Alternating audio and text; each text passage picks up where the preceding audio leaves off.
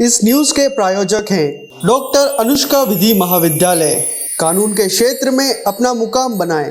Pratap Nagar, transport नगर, airport road, Udaipur. Apartment की जमीन के मूल मालिक सुंदरलाल जोशी की बेटियों ने बताया कि अपार्टमेंट में अवैध रूप से 144 फ्लैटों का निर्माण कर लिया गया और जिस जमीन पर यह कॉम्प्लेक्स बनाया गया है उसका मालिकाना हक जाली हस्ताक्षर करके फर्जी दस्तावेजों से हत्या लिया गया है। स्वर्गीय जोशी की बेटियों ने बताया कि इस पैतृक संपत्ति पर उनका हक था, जिसके फर्जी हस्ताक्षर करके जमीन का नामांतरण करवा लिया गया और उसकी सरकारी कर्मचारियों से मिली भगत कर कॉम्प्लेक्स निर्माण की स्वीकृति भी ले ली गई। आपको बता दें, उदयपुर के साइफन इलाके की भूखंड संख्या 58 के मालिक सुंदरलाल जोशी के एक बेटे भूपेंद्र जोशी और 4 बेटियां दिनेश जोशी, मधु व्यास, गिरजा जोशी और लीला शर्मा है।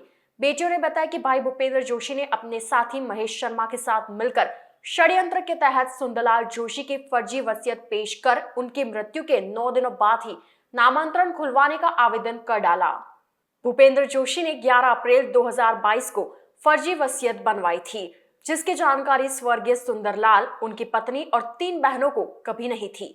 बेटियों ने बताया कि सबसे चौंकाने वाली बात तो यह है कि 10 रुपए के हल्फनामे के स्टाम्प पर यह वसीयत तैयार की गई है और महेश शर्मा के साथ मिलकर बेशकीमती जमीन को बिना सहमति के हथियाने की योजना रच डाली।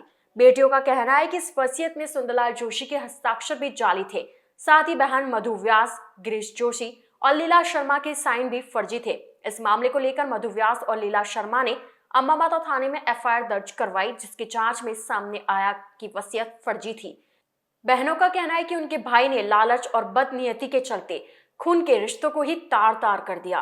कानून के विशेषज्ञ भूमि दलाल दोस्त के साथ मिलकर एक भाई इतनी बड़ी साजिश रच देगा, यह बहनों ने कभी नहीं सोचा था। फर्जी वसीयत के बाद भूपेंद्र जोशी का संपर्क भू व्यवसाय सहली नगर निवासी अब्बास अली बोहरा से हुआ और बाद में दोनों ने मिलकर अब्बास अली की फर्म वैली हिल व्यू रिसोर्ट प्राइवेट लिमिटेड में इस भूमि का अधिग्रहण कर लिया और यहां पर शुभ सुंदर टावर बना दिया। साथ ही फर्जी वसीयत बनाकर भूपेंद्र जोशी ने नवनीत लाल वर्मा से नोटरी भी करवा ली और इस वसीयत पत्र की पुष्टि नवरत्न कॉम्प्लेक्स निवासी महेश शर्मा ने कर डाली।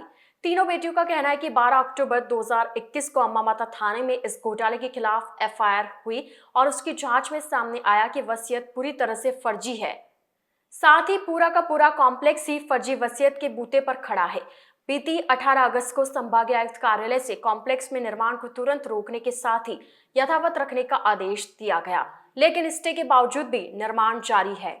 मेरा नाम मधु व्यास है। मैं राजसमंद निवासी हूँ।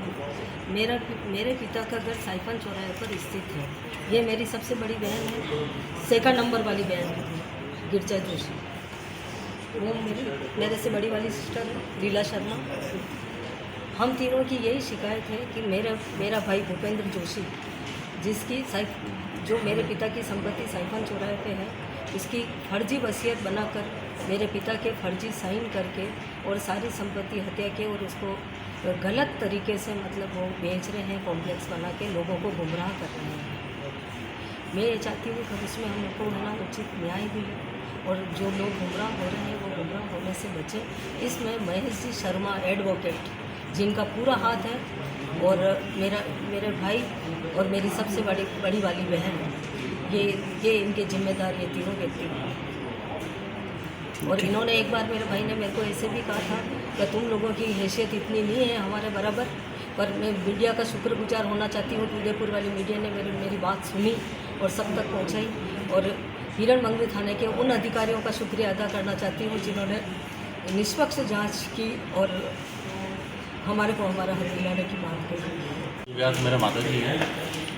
इसमें 2002 में मेरे नाना जी की डेथ हो गई थी और मेरे मामा जी ने इन सब के फर्जी साइन करके और ये सब वो जो ज़मीन है वो उनके नाम पे उन्होंने चढ़वा ली थी।